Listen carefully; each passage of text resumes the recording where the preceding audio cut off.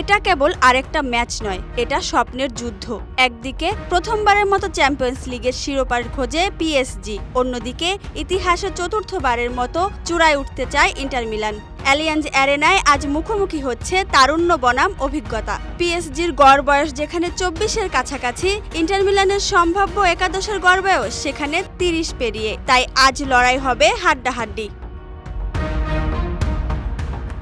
Luis এনরিকের হাত ধরে এ যেন এক নতুন পিএসজি। নেইমার মেসির যুগ পেরিয়ে এখন দেমবেলে, ভিতিনহা, খাভারদাসকেলিয়াদের যুগ। ফেভারিট লিভারপুল আর আর্সেনালকে হারিয়ে ফাইনালে এসেছে তারা, তাও দারুণ ফুটবল খেলে। তবে ইন্টার মিলানও কম যায় না। বার্সেলোনা আর বায়ার্ন মিউনিখকে বিদায় করে এসেছে তারা। তাদের মূল শক্তি দুই স্ট্রাইকার লাউতারো মার্টিনেজ আর মার্কাস থুরামের বোঝাপড়া, আর পেছনে আছে বাস্তনি আচেরবির মতো রক্ষণের প্রাচীর। অভিজ্ঞতায় অনেকটা এগিয়ে ইন্টার মিলান। তাদের 8 জনের ফাইনাল খেলার অভিজ্ঞতা রয়েছে। এদিকে পিএসজিতে ফাইনালের স্বাদ পেয়েছেন শুধু মার্কুইনহোস। তবে বড় ম্যাচে চাপ সামলাতে পারলে তারুণ্যের শক্তিতে পিএসজি রচনা করতে পারে ইতিহাস।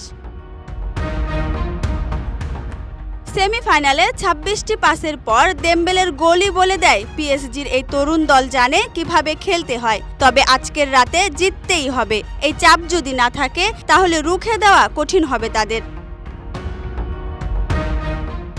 শেষ 4 দেখায় দুই দলের 2টি করে জয়। একটিতে টাইব্রেকারেই হাসি হেসেছে inter Milan.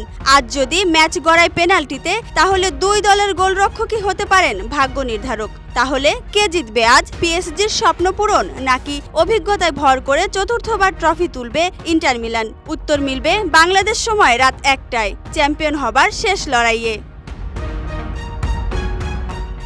Dhaka express desk report.